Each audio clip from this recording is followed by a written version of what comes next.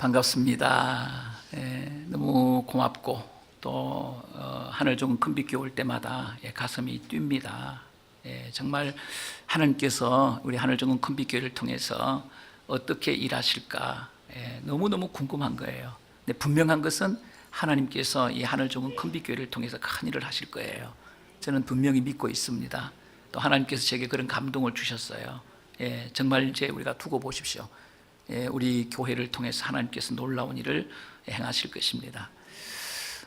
제가 지난번에 와서 하나님의 말씀을 나눌 때에 이 교회에 대한 말씀을 나누어 드렸지요. 그렇죠. 교회가 뭡니까? 교회라고 하는 것은 샬롬 공동체다. 하나님께서 제게 주신 계시예요. 제가 이거 붙들고 28년 동안 큰빛 교회를 세웠다 그렇게 말씀하셨어요. 참 힘들더라고요. 이 샬롬 공동체를 세우는 게 너무너무 힘들더라고요. 그러나 포기하지 않고 교회는 샬롬 공동체다. 하나님께서 제게 주신 이 계시를 붙들고 28년 동안 목회를 해왔습니다. 결과 하나님께서는 우리 큰빛 교회를 샬롬 공동체 되게 하시고 또 이렇게 평안한 가운데 분립을 하고 연합을 해서 하늘 좋은 큰빛 교회가 태어나게 된 겁니다. 너무 감사하잖아요. 오늘은 이 샬롬 공동체에 이어서 오늘은 성숙한 성도, 성숙한 그리스도인 이런 제목으로 말씀을 드릴 거예요. 지금 제가 이 하늘 좋은 큰빛 교회에서 드리는 이 말씀은 쭉 연결되어 있는 거예요. 지금 우리가 이 교회를 세우면서 꼭 들어야 할 말씀들입니다. 연결되어 있는 거예요. 여러분, 교회가 샬롬 공동체입니다. 이 샬롬 공동체가 하나님의 나라거든요. 그럼 다예요. 끝이에요. 우리 할 일 다 끝나는 거예요. 여러분, 우리가 할 일이 뭐예요? 우리가 할 일, 가장 중요한 일이 무엇입니까? 교회를 샬롬 공동체로 만들면 돼요. 그럼 끝이에요. 그럼 나머지는 하나님이 하세요. 성령님이 하세요. 그러니까 우리가 할 일은 이 교회를 샬롬 공동체로 세우는 거예요. 그게 하나님의 나라예요. 그게 하나님의 교회예요. 이게 우리가 할 일이에요. 이것만 하면 성령께서 오셔서 성령께서 목회를 하세요. 인간이 뭘 하겠습니까? 박영덕 목사가 뭘 하겠습니까? 여러분들이 뭘 하겠습니까? 성령이 오셔서 성령이 일하셔야 돼요. 그래서 교회는 샬롬 공동체가 되면 성령이 오셔서 그 교회가 하나님의 나라가 되는 거고, 성령께서 오셔서 성령께서 목회를 하십니다. 이런 교회가 주님이 원하시는 교회예요. 그래서 이 샬롬 공동체가 너무너무 중요하다, 이 얘기를 드렸어요. 이 얘기를 오늘 연결해서 하나님의 말씀을 나누어 드릴까요? 자, 그러면 우리가 교회 안에서 이렇게 신앙생활을 하다 보게 되면 다 착한 사람, 다 좋은 사람 있는 게 아니에요. 정말 우리에게 부담이 되는 사람이 많아요. 힘이 되는 사람이 많아요. 제가 28년 목회를 하면서 정말 목사에게도 부담이 되는 사람이 많아요. 죄송합니다만은 이분은 우리 교회 안 나왔으면 좋겠다. 인간적인 마음이죠. 이런 마음이 들어올 때도 있었다는 거죠. 저분은 우리 교회 안 나왔으면 좋겠다. 정말 목사로서 죄송한 얘기지만 이런 마음이 오는 성도들이 있다는 거예요. 얼마나 힘든지 몰라요. 그래서 설교를 하다가 그 성도를 보게 되면 숨이 막히는 거예요. 설교가 뚝뚝 끊어지는 거예요. 이 목사의 아픔이지요. 이게 비극이지요. 이런 경우가 있는 거예요. 교회에 천사들만 있습니까? 아니에요. 각가지 죄인들이 다 모인 거예요. 여러 가지 부족한 사람들이 다 모인 거예요. 그게 교회 공동체예요. 그러니까 이 교회 공동체가 되게 어려운 거예요. 이 교회 공동체를 이끌어가는 게 이게 리더십이잖아요. 이게 되게 힘든 거예요. 그래서 목사는 때로는 외롭기도 하고 때로는 힘들기도 하고, 목회자의 십자가가 커요. 왜냐하면 이 죄인들이 모인 이 공동체를 끌어간다는 게 쉬운 일이겠습니까? 어려워요. 그래서 때로는 혼자서 눈물을 흘릴 때가 한두 번이 아니에요. 한두 번이 아닌 것입니다. 여러분, 이 교회 공동체 별 사람들이 다 있는데 여러분 생각을 해보시기 바랍니다. 최악의 사람이 누구냐? 교회는 샬롬 공동체잖아요. 여러분, 교회를 평화의 공동체를 만드는 일에 헌신하는 사람이 최고의 사람이에요. 제가 말씀드렸죠, 지난 시간에. 목사의 사명이 뭐예요? 성도들의 사명이 뭡니까? 샬롬 공동체를 만드는 거예요. 교회를 세우는 거예요. 어떤 교회? 샬롬 공동체를 세우는 거예요. 그게 목사의 사명이에요. 그게 성도들의 사명이에요. 사명이에요. 그렇지 않습니까? 그런데 여러분, 정말 목회자가, 우리 성도들이 이 사명을 반듯하게 모든 성도 잘 감당하고 있나요? 아니잖아요. 아니잖아요. 교회 안에 어려운 일들이 너무 많이 일어나고 있는 거 우리가 아시잖아요. 여러분, 누구 때문에 일어나는 거예요? 여러분, 외부에 있는 있잖아요. 장로, 외부에 있는 집사, 외부에 있는 권사들이 교회를 공격하기 때문에 교회가 어렵나요? 그렇지 않아요. 전부 내부의 문제예요. 내부의 문제예요. 내부의 문제입니다. 의식 없는 성도들이, 교회가 뭔지를 모르는 성도들이, 뭘 해야 될지 모르는 이 미성숙한 성도들이 뭐 하는 것입니까? 말로서 교회를 공격하는 거예요. 그래서 평화의 공동체가 깨지는 거예요. 말로서 교회를 공격하는 거예요. 평화의 공동체가 깨어지는 거예요. 또 어떤 사람들은 말로서 평화의 공동체를 세우는 일에 헌신하는 거예요. 눈물로 헌신하는 거예요. 금식하며 헌신하는 거예요. 그래서 우리가 흑백 논리로 설명할 수는 없지만은 큰 줄기로 보게 되면 교회 안에 성도들 가운데 평화의 공동체를 세우는 피스메이커가 있는가 하면, 그 다음에 평화의 공동체를 공격하는 세력들도 바로 우리 교인들 안에 있다는 것이에요. 그래서 어떤 사람은 평화를 세우기도 하고 어떤 사람은 평화를 깨트리는 이런 일을 하기도 하는 것입니다. 그런데 어떻게 하면 평화가 세워지고 어떻게 하면 평화가 깨어지는 것입니까? 그 중심에 가장 중요한 게 뭐냐면 언어라는 거예요. 언어, 말이라는 거예요. 말이라는 거예요. 말을 잘하면 평화의 공동체가 세워지는 거예요. 말을 잘못하면 평화의 공동체가 파괴되는 것이에요. 그러니까 우리가 교회에 대해서 말을 잘못하면 이 교회가 깨지는 거예요. 우리가 교회에 대해서 말을 잘하게 되면 교회 공동체가 부흥하는 거예요. 평화의 공동체, 천국이 되는 거예요. 말에, 성도들의 말에 의해서 평화의 공동체가 되기도 하고 지옥 공동체가 되기도 해요. 지옥 공동체가 되기도 한다고요. 이 말이라는 게 그렇게 중요하다는 거예요. 그래서 오늘은 이 샬롬 공동체를 세우는 이 말에 대한 얘기를 나누려고 그래요. 여러분, 우리가 얼마 전에 EM 본문을 쭉, 우리가 이 EM 본문을 이 야고보서였잖아요. 우리 야고보서 본문을 우리가 지금 하고 있잖아요. 야고보서. 제가 이 야고보서를 우리가 묵상을 하면서 제 안에 이런 마음이 들었다는 거예요. 이런 마음, 샬롬 공동체에 이어서 우리 성도들에게 선포하고 싶은 말씀이 바로 이거라는 거예요. 야고보가 편지를 쓸 때 초대교회에 여러 가지 문제가 있었어요. 우리가 신약 성경을 보게 되면은요, 신약 성경을 보게 되면 복음서가 나와요. 그 다음에 역사서가 있고, 그 다음 다 편지예요. 그래서 신약 성경의 역사는 사도행전으로 끝나요. 사도행전 다음 로마서, 하면 다 편지예요. 신약 성경의 역사는 사도행전으로 끝나요. 마태, 마가, 누가, 요한, 이 복음서예요.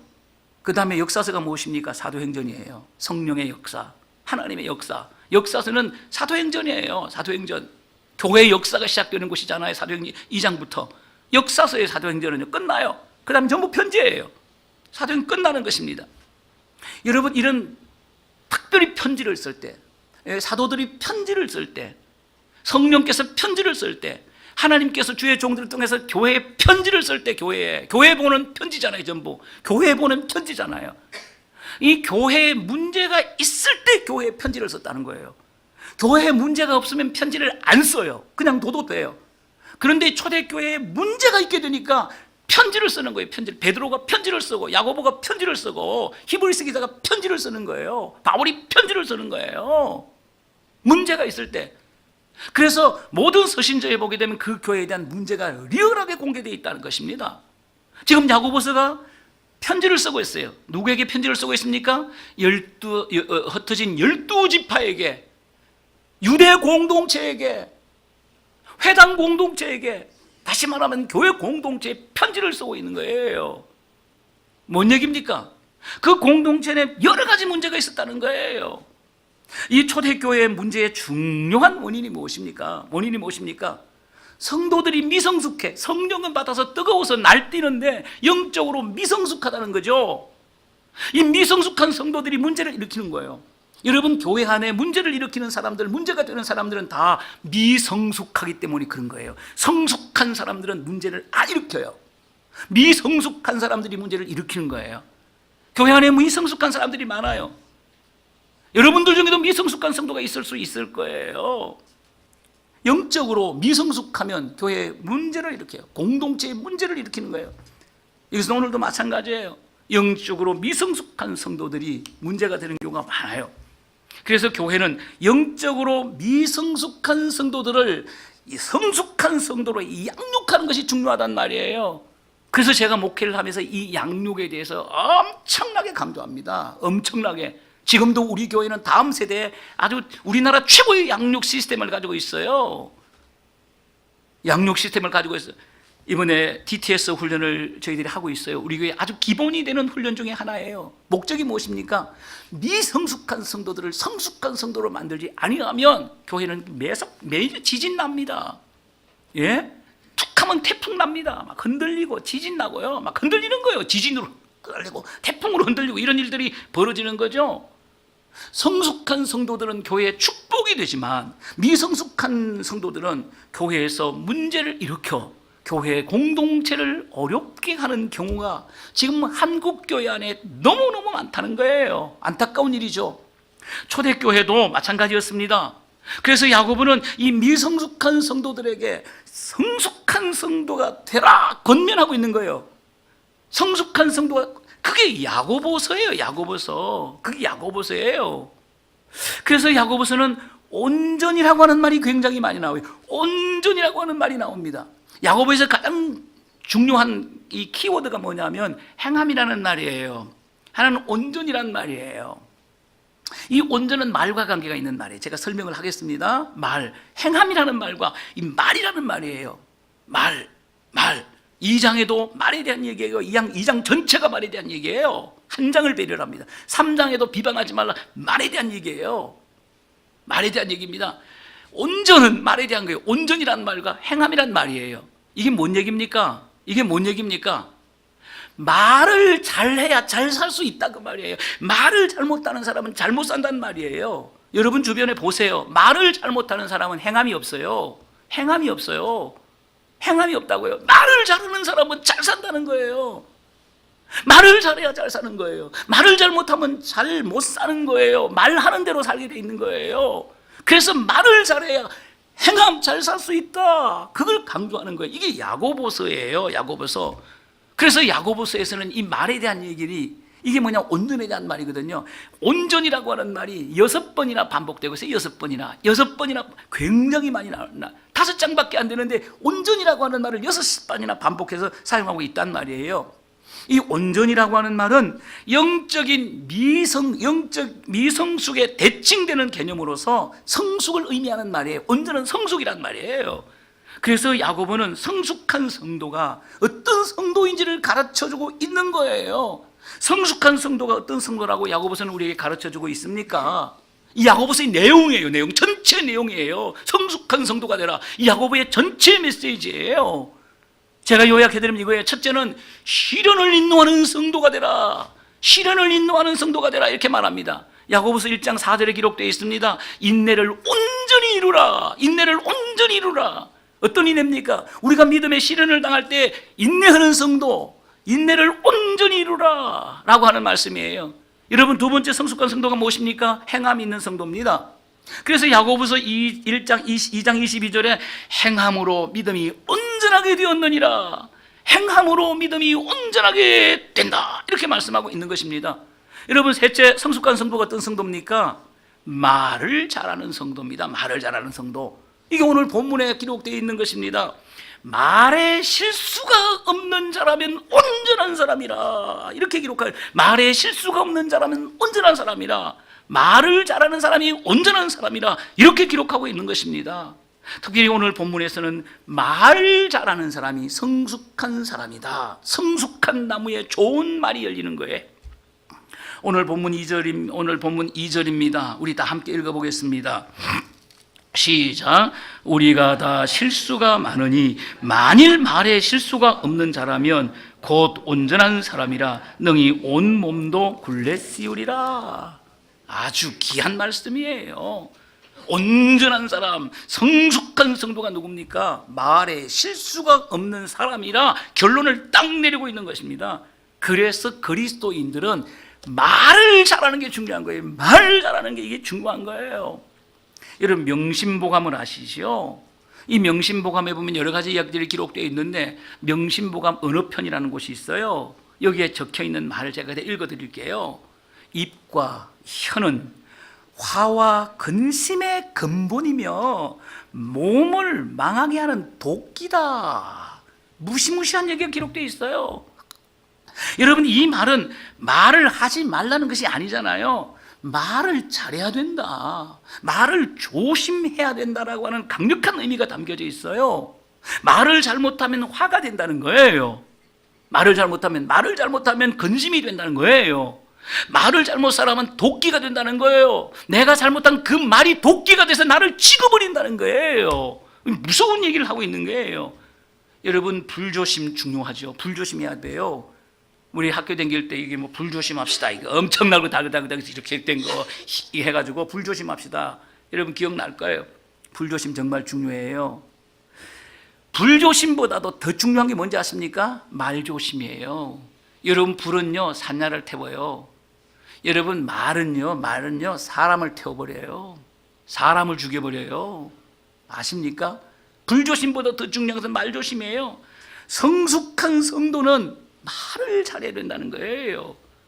제가 물어보겠습니다. 여러분 말 잘하십니까?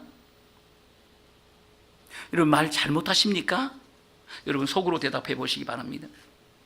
야고보는 이 성도들의 언어 생활에 대해서 이 세 가지 비유를 사용해서 말에 대해서 가르치고 있습니다. 말이 얼마나 중요하면 세 가지 비유, 한 가지 비유가 아닙니다. 세 가지 비유를 들어서 말을 강조하고 있습니까? 마태복음 13장에 보게 되면 천국을 설명하는데 예수님께서 7가지 비유를 들어요. 천국을 설명하는데 7가지 비유를 들어서 천국이 얼마나 중요하면 7가지 비유를 들어 천국을 설명하겠어요. 오늘 성경에 보게 되면 이 말에 대해서 이야기돼. 말이 얼마나 중요하면 세 가지 비유를 들어서 말을 설명하고 있는 것입니다. 첫 번째 비유가 무엇입니까? 재갈입니다. 재갈. 본문 3절입니다. 말의 입에 재갈을 물리는 것은 말의 입에 재갈을 물리는 것은 이렇게 표현하고 있어요. 여러분 말 아시죠? 굉장히 힘이 센 겁니다. 그래서 전쟁할 때 말 타고 다니는 거예요. 힘이 없으면 되겠습니까? 말은 덩치가 크고 힘센 짐승이기 때문에 인간의 힘으로는 다스릴 수가 없어요. 특별히 힘세고 거친 성격의 이 야생마는요 어느 누구도 다스릴 수가 없습니다. 야생마를 타고 전쟁할 수가 없어요. 야생마는 사용할 수가 없어요.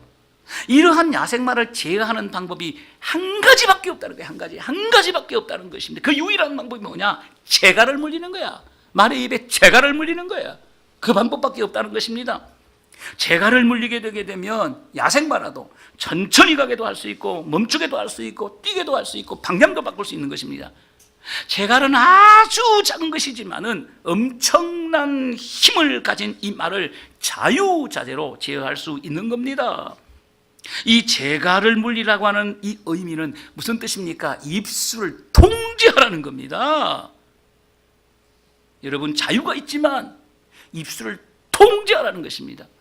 이 입술을 통제할 줄 모르면 그 입술에 나와서 나오는 내 말로 말하면 교회가 깨진다는 거예요.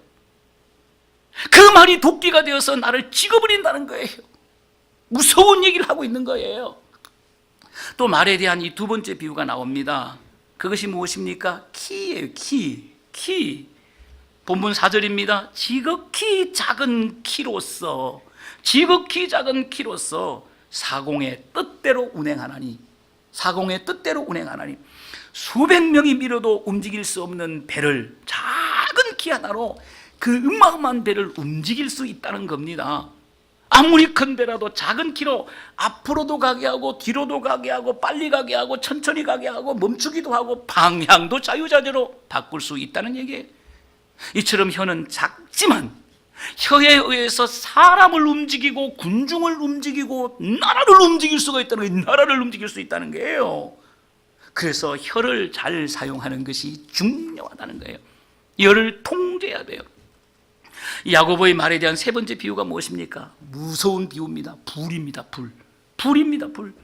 본문 5절에서 6절 보면 이런 표현이 있어요. 작은 불, 작은 불, 혀는 곧 불이다. 무서운 불입니다. 어떤 불입니까? 지옥불입니다. 말을 잘못하면 지옥불이에요.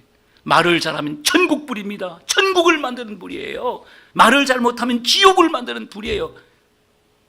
이 말을 잘못하는 것은 지옥불이기 때문에 말을 잘못하는 것이 얼마나 나쁜지 몰라요. 나에게도 나쁜 것이고 공동체에도 나쁜 거라는 거예요. 이 야고보의 말에 대한 비유는 불이에요. 그래서 혀는 불이다 이렇게 말하는 거예요. 혀를 불에다 비유한 이유는 혀는 작은 것이지만 엄청난 영향력이 있다. 작은 것이 엄청난 영향력이 있다 하는 거예요. 작은 성냥불 하나가 온 산을 태우는 거 아시지요? 작은 담배불씨 하나가 온 산을 태우고 온 집도 다 태워버리는 것이에요. 작은 불씨가 모든 것을 태워버리고 잿더미로 만들어버리는 것입니다. 여러분의 잘못된 말 한마디가 우리 하늘정원 큰빛교회를 태워버릴 수 있다는 거예요. 얼마나 무서운 얘기입니까? 그렇습니다. 혀는 이런 무서운 불이기 때문에 혀를 통제해야 돼요. 혀를 조심해야 되는 것입니다. 생각나는 대로, 입에서 나오는 대로 내뱉으면 안 된다는 거예요. 오늘 본문의 제갈과 키와 이 불의 비유를 통한 야고보의 가르침은 요약하면 두 가지입니다. 첫째가 뭐냐 하면 혀에 긍정적인 측면이 있다. 혀는 되게 좋은 거예요. 되게 좋은 거. 혀는 너무 좋은 거예요. 하나님이 주신 축복 중에 하나가 혀예요. 이 혀가 없으면 먹을 수가 없어요. 음식을 먹어야 온몸이 살지요. 이거 얼마나 중요한 겁니까? 예? 이 혀가 있어야 말을 하는 거죠. 여러분, 언어가 얼마나 중요한 겁니까? 그래 의사소통을 하지요. 혀는 먹을 수 있는 거예요. 혀는 말을 할 수 있는 게 얼마나 중요한지 몰라요. 굉장히 중요한 거예요. 혀는 아주 중요한 것이고 아주 좋은 것이, 혀에는 긍정적인 측면이 있다는 것입니다. 이것을 강조한 것이 제갈과 키의 비유입니다. 본문 3절에서 4절 말씀을 우리 함께 다 읽겠습니다. 3절에서 4절 시작.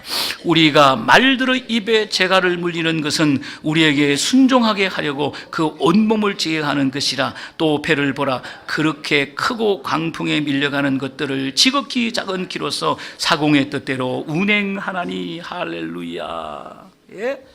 말에 재갈을 물리면 어떤 말이 됩니까?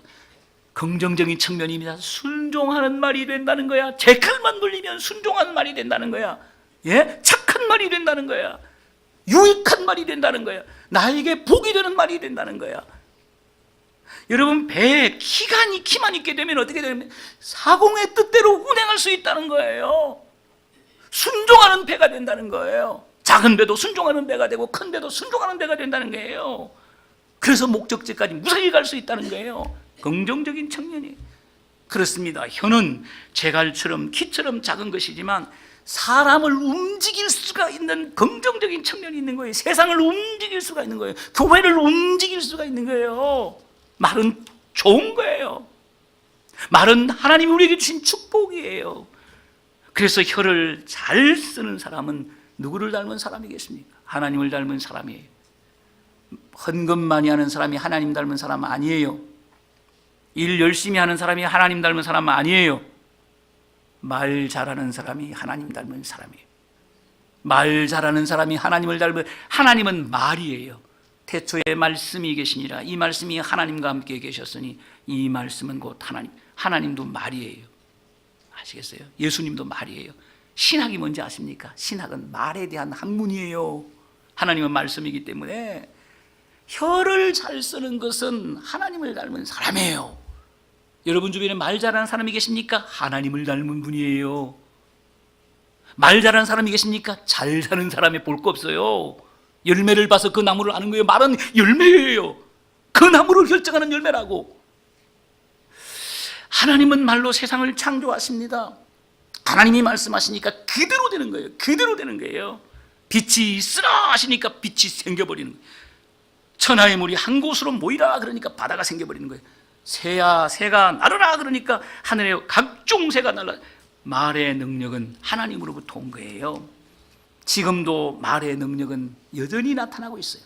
여전히 나타나고 있습니다.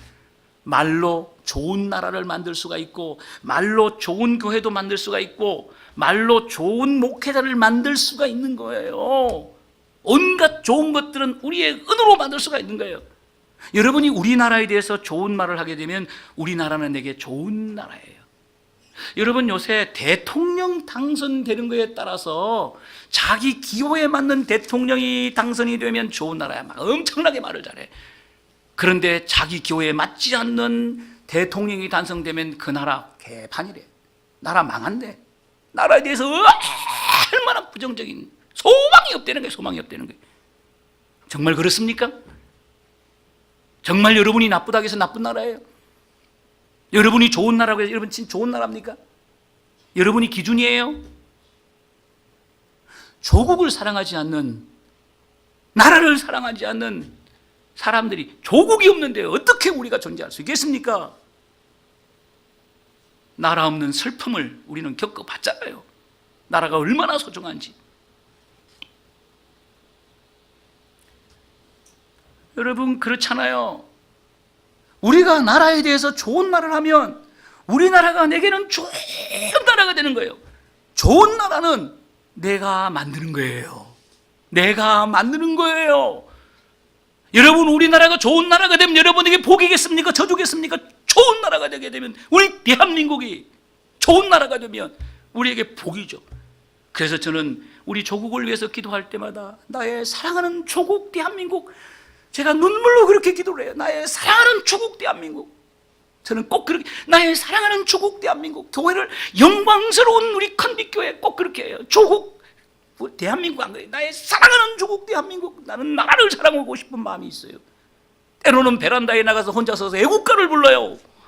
늘 그런 건 아니지만 애국가를 불러요. 미친 듯이.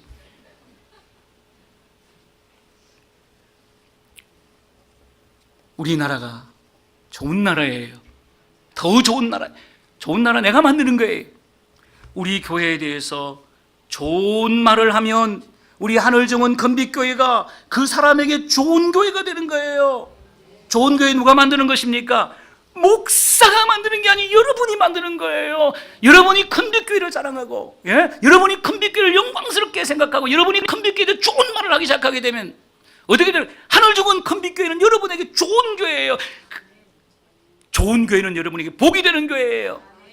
나쁜 교회는 여러분에게 저주가 되는 교회예요. 불행이 되는 교회예요. 좋은 나라 누가 만듭니까? 내 말로 만드는 거예요. 나쁜 나라, 좋은 교회 누가 만드는 것입니까? 내 말로 만드는 거예요. 목회자에게 좋은 말을 하면 그 사람에게 좋은 목회자가 되는 거예요. 아시겠습니까? 박영등 목사, 어떤 분에게는 나쁜 목사일 수도 있어요. 어떤 분에게는 좋은 목사가 일 수 있어요. 여러분에게 제가 좋은 목사라면 하나님 부족한 종을 통해 여러분에게 은혜를 주실 거예요. 여러분에게 복을 주실 거예요. 여러분에게 하나님의 음성을 들려주실 거예요. 그러나 여러분에게 제가 나쁜 목사라고 하면 저를 통해서 은혜는 못 받아요. 저를 통해서는 복을 못 받아요. 저를 통해서는 하나님의 음성을 못 들어요. 설교는 들을 수 있을지 모르지만 하나님의 음성을 못 들어요. 목사님들이 설교가 하나님의 말씀이래. 거짓말이에요. 무슨 설교가 하나님의 말씀입니까? 설교는 하나님의 말씀을 담는 그릇이에요. 그 설교 안에 하나님의 말씀이 들어있는 거예요. 그렇지 않습니까? 그래서 어떤 설교는요, 하나님의 음성이 한마디도 없는 설교가 있어요. 어떤 설교는 하나님의 말씀이 가득 담긴 설교가 있는 거예요. 저는 그렇게 믿고 있는 목사예요. 제가 하는 모든 설교가 하나님의 말씀이 아니에요. 이 말씀 안에, 설교 안에 하나님의 음성이 들어있는, 그 하나님의 음성을 들으면 되는 거예요. 사랑하는 여러분, 물어보겠습니다. 마음으로 대답해 주세요. 박영등 목사 좋은 목사 맞습니까? 아멘 하지 말고 속으로 대답하라니까요. 좋은 목사가 돼야 돼요. 그래야 목사를 통해 은혜가 흘러가고 복이 흘러가고 하나님의 음성이 흘러가는 거예요. 제가 페이스북을 해요. 열심히 하는 편 중에 하나예요. 제가 한 주일에 한 2번 정도는 제가 목회하는 얘기도 올리고, 교회에 대한 좋은 소식도 올리고, 또 이제는 학교가 생겼으니 학교에 대한 좋은 소식도 올리고, 이제는 졸업식에 대한 얘기를 간단하게 올렸어요. 길게 쓰면 안 읽어. 막 욕해. 읽지도 않아. 읽지도 않은 글을 뭐하러 씁니까? 이렇게 짤막하게 써요, 제가. 왜 그러냐 하면 요새 우리 교회는 젊은 사람들이 많잖아요. 많은데 페이스북을 하는 친구들이 많아요. 청년들을 제가 만날 수 없잖아요. 이 청년들이 페이스북을 다 해요. 이 페이스북 친구 맺기를 다 해줘요. 다 해요. 그럼 제가 이 페이스북을 통해서 교제를 하는 거예요. 젊은 친구들 제가 한 번도 본 적이 없어요. 손도 만진 적이 없어요. 그러나 페이스북 다 검사해가지고 이렇게 청년들이 뚝 뜨게 되면 제가 한마디 딱 걸려요. 그게 감동이 되는 거예요. 그게 위대한 신방이에요. 신방. 예? 온라인에서도 신방이 가능해요. 온라인에서 신방이 가능하다고요. 제가 이제 매주 한두 번씩 글을 쓰는데 제가 이런 몇 년 전에 한 2, 3년 된 것 같아요. 정확한 이런 글을 썼어요. 김해남 씨의 글을 제가 소개하는, 김해남 씨의 글 중에 이런 말이 있습니다. 제가 이제 쓰는 거예요. 당신을 좋아하는 사람들 중에 30%가 당신을 좋아하고 50%가 당신을 보통으로 생각하고 20%가 당신을 싫어한다면 당신은 대성공이다. 제가 이 글을 읽고, 김해남 씨의 글을 읽고 제가 얼마나 위로를 받았는지 몰라요. 이게 늘 부담이었거든요. 저를 싫어하는 교인들도 있으니까. 자꾸 제 귀에 들어오니까. 힘든 거예요, 그게 목사로서. 설교할 때 그 사람이 보이면 막 숨이 막힌다고 그랬죠. 설교하기가 싫다고 그랬죠. 여기 두 사람이 있네. 이쪽에 한 줄, 이쪽에 하나. 이쪽에는 남자예요. 이쪽에 여자예요. 거기까지만 얘기해요. 이렇게 인용하면서 제가 이렇게 썼어요. 나는 욕심이 많았나 봅니다. 많은 사람이 나를 좋아해야 성공이라고 생각을 했거든요. 행복이라고 생각을 했거든요. 그런데 20%가 나를 싫어해도 대성공이랍니다. 한 사람의 반대에도 상심하는 나에게 큰 힘이 됩니다. 그래서 오늘 씩씩하게 하루를 시작합니다. 하나님은 내 편이라고 선포하면서. 이렇게 페이스북 글을 썼어요. 이런 글을 올렸더니 우리 집사님들이 이제 댓글을 다는 거예요. 집사님 한 분이 지금 이제 피택 장로가 됐습니다만은 이렇게 댓글을 달아줬어요. 목사님, 저는 목사님의 좋아함을 넘어 목사님을 무지무지 사랑합니다. 좋아하는 것을 넘어서 무지무지 사랑하는데 진짜인지 가짜인지는 모르지만 댓글 이렇게 달았어. 기쁜 거죠. 어떤 권사님이 이런 댓글을 달았어요. 목사님에게 더러더러 부족한 것이 있지만 저는 목사님을 존경하기로 결정한 사람입니다. 요 앞에 있는 게 너무 목사님에게 더러더러 부족한 것이 있지만 저는 목사님을 존경하기로 결정한 사람입니다. 요 부족한 것이 더러더러 요게 마음에 너무 드는 거예요. 요게 마음에 너무 드는 거야. 제가 얼마나 부족한 거 여러분은 모르잖아요. 제가 뒤에서 못된 짓 다 하고 다니는 거 아십니까? 저희 집 사람한테 물어보세요. 여러분 몰라. 여러분들은 제가 얼마나 나쁜 놈인지 여러분들은 모른다니까요. 제가 얼마나 잘 넘어지고 잘 쓰러지고 얼마나 실수를 많이 하는 사람인지 여러분은 몰라. 겨우 일주일에 한 번 강대상에서 만나니까 꼭 천사처럼 제가 하나님 비슷하게 돼 있잖아. 이거 다 거짓말이에요. 실제로는 그렇지 않아요. 얼마나 위로가 되는지 몰라.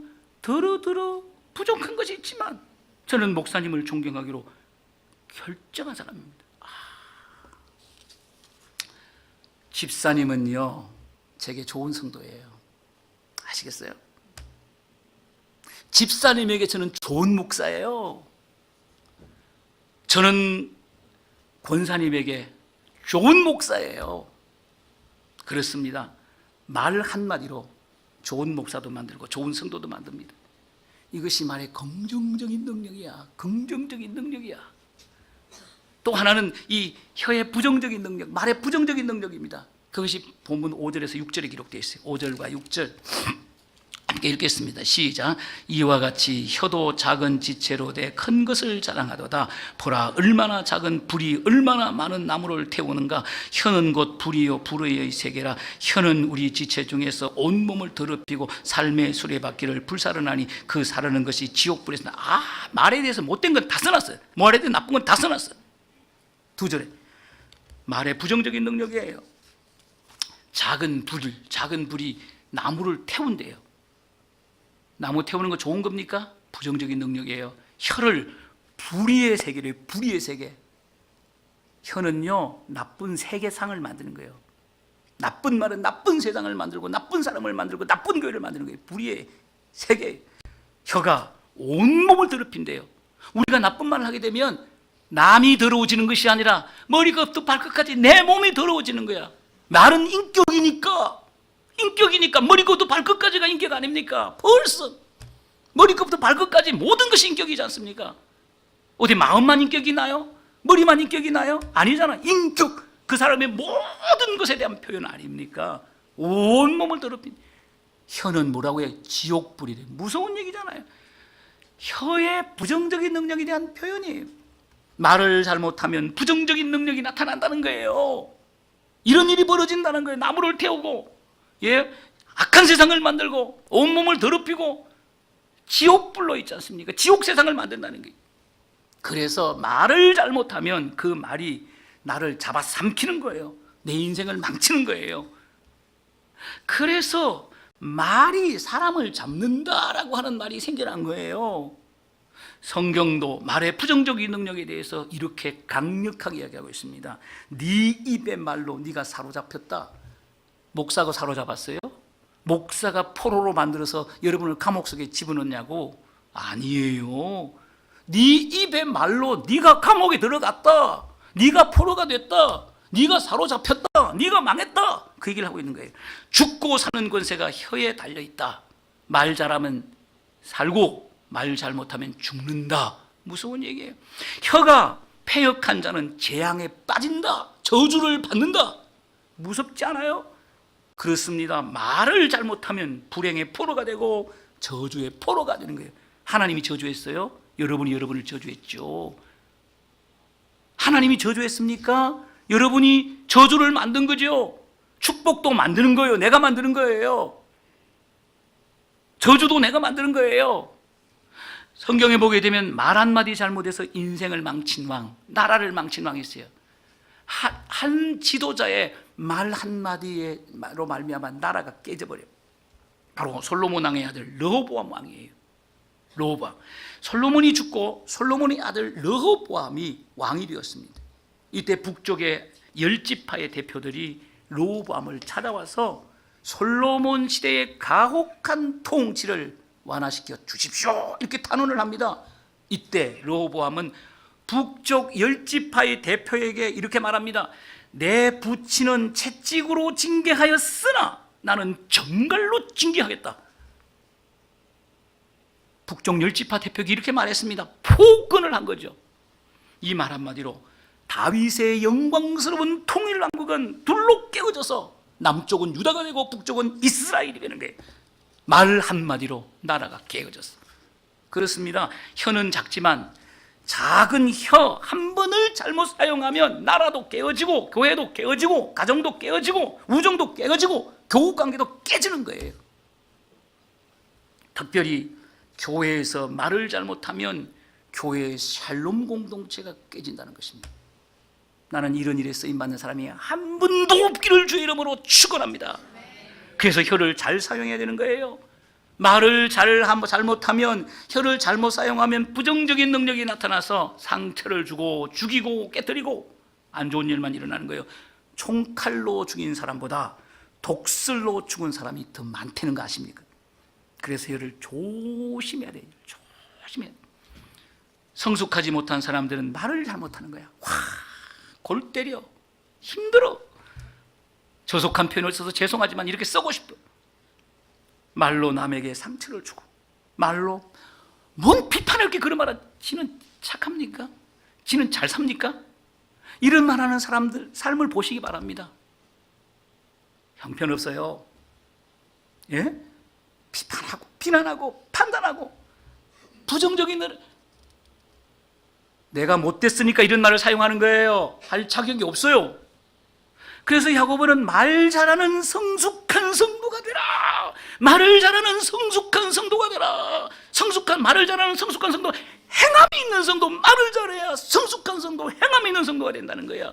그게 주님이 원하는 사람이라는 거죠.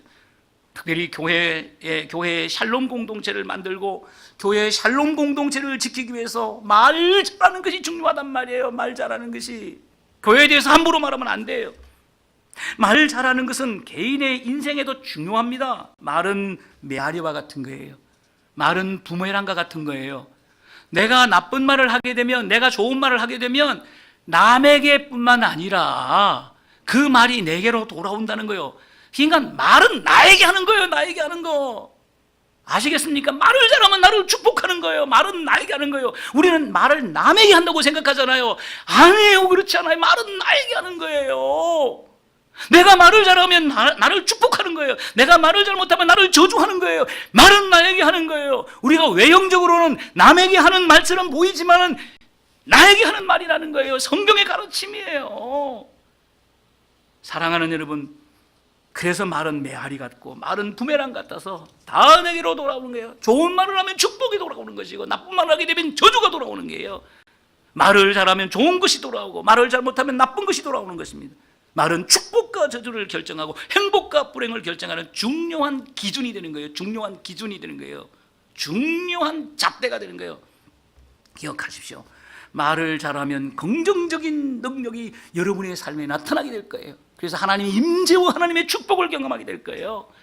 말을 잘못하면 부정적인 능력이 여러분의 삶에 나타납니다. 말로 축복을 만들고 말로 행복을 만드는 거예요. 나는 우리 하늘정원 금빛교회 성도들, 이런 지혜로운 성도들, 믿음의 성도들이 될 수 있기를 축원합니다. 교회 안에서 말을 잘못하면 교회가 샬롬 공동체가 되고, 말을 잘하면 교회가 샬롬 공동체가 되고 행복한 공동체가 되고 부흥하는 공동체가 되는 거예요. 그러나 말을 잘못하면 교회가 깨어지고 교회가 지옥이 되는 겁니다. 여러분은 어떤 사람, 어떤 성도가 되고 싶습니까? 특별히 교회와 교회의 가장 중요한 사람 목회자예요. 여러분, 교회와 목회자에 대해서 긍정적인 말을 하시나요? 믿음의 말을 하시는 것입니까? 이것이 긍정적인 말하고 믿음의 말은, 이것이 교회에 대한 교회의 축복이에요. 이것은 곧 여러분의 축복입니다. 오늘 3장에 있잖아요. 이렇게 기록하고 있어요. 마지막, 화평하게 하는 자들은 화평으로 심어 어디 3장이 있죠. 3장인가요? 야고보서 5장 제일 마지막 절 결론입니다. 뭐라고 말씀하시냐면, 너희가 알 것은 죄인을 미혹된 길에서 돌아서게 하는 자가 그의 영혼을 사망에서 구원할 것이며 허당한 죄를 덮느니라. 지제는 보지도 못하고 지 눈 안에 있는 들보는 보지 못하고 남의 눈에 있는 티만 보고 막 그냥 또 외고 돌아다니고 지 꼬라지를 볼 줄 알아야 되잖아. 덮어주지 못하고 막 까불리고. 교회도 온전한 것, 죄인들의 공동체이기 때문에 크고 작은 문제가 있어요. 완전한 공동체는 하나도 없어요. 그런 걸 보고 막 덮어주지는 못. 우리 교회인데 우리가 안 덮으면 누가 듣겠습니까? 우리 목사님인데 내가 안 덮으면 누가 듣겠습니까? 그거를 갖다가 누가 교회 오겠어요? 그 목사의 작은 실수를 보고 이걸 갖다가 덮지 못하고 막 떠외고 다니면 누가 그 교회 오겠냐고. 이런 사람 되겠어요? 이게 야고보서의 결론이에요. 덮어주는 사람이 좋은 말을 하는 거예요.